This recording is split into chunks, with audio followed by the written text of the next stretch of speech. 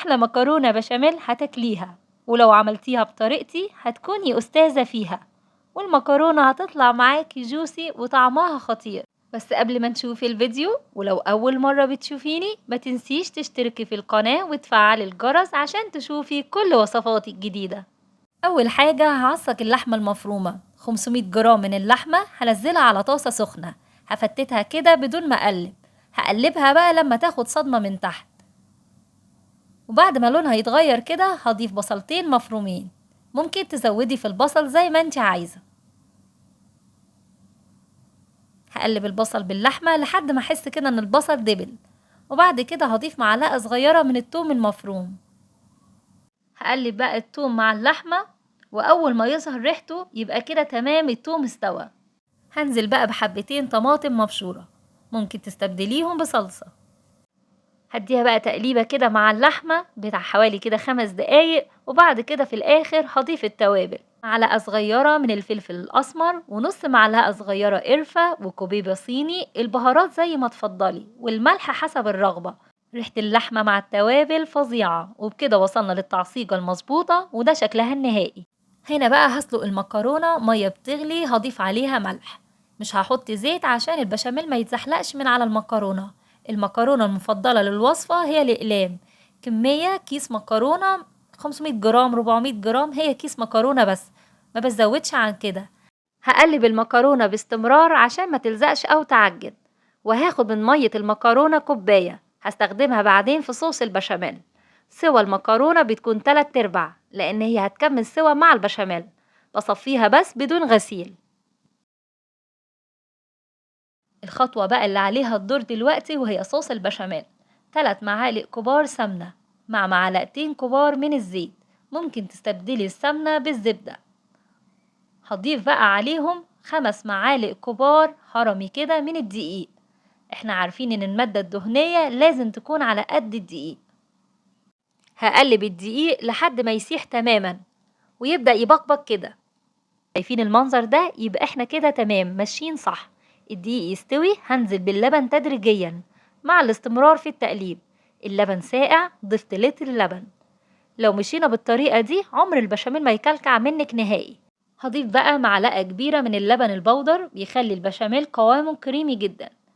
وكمان هضيف معلقة كبيرة من القشطة، ممكن تستبدليها بجبنة كريمي. كل ده بيعزز من قوام البشاميل. التوابل بقى اللي هضيفها: ورق لورا، و5 من مسمار القرنفل، ورشة كبيرة من كوسة الطيب، ومعلقة صغيرة من الفلفل الأسمر. ممكن تستبدليه بالأبيض، مش هيقول لأ. هنفضل نقلب كل ده كده مع بعض. لو حسيتي ان صوص البشاميل تقيل منك شوية، خففيه بمية سلق المكرونة، لأن ده بيبقى على حسب نوعية الدقيق. بعد كده في الآخر هظبط الملح. القوام ما شاء الله تحفة، كريمي وزي الحرير بالظبط. بجد لو عملتي طريقتي في البشاميل كده عمرها ما هتكلكع منك أبدا. الآخر كده هنشيل بقى ورق اللورا والقرنفل. هنضيف بقى على المكرونة المسلوقة حبة حلوة كده من صوص البشاميل، وهنقلبهم كده مع بعض كويس. هندهن الصينية بالزبدة، وأنا استخدمت المقاس الوسط. بعد كده هضيف كبشتين كده كبار من صوص البشاميل في قعر الصينية.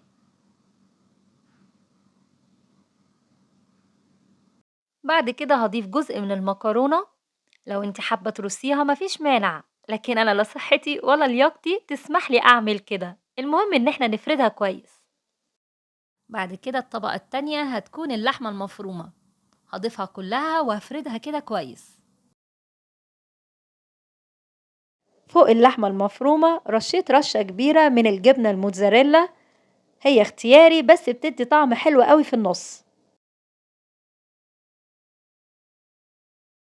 وبعد كده كام كبشة كده من صوص البشاميل.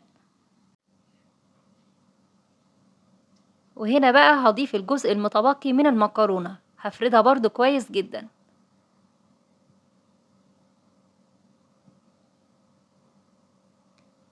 صوص البشاميل المتبقي هضيف عليه بيضة، ممكن تزودي بيضتين زي ما انت عايزة. هقلب كويس لحد ما البيضة تختفي تماما جوه البشاميل. هضيف بقى البشاميل فوق المكرونة.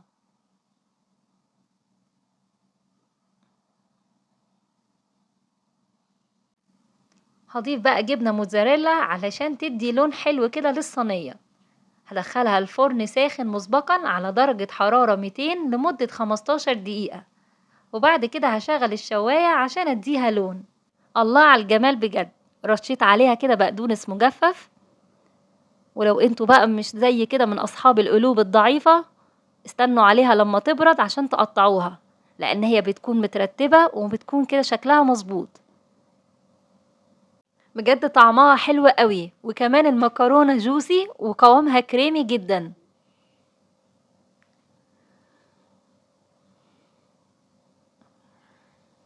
هنا بقى المكرونة بعد ما بردت، شايفين الشكل كده بقى جميل ازاي؟ تحفة.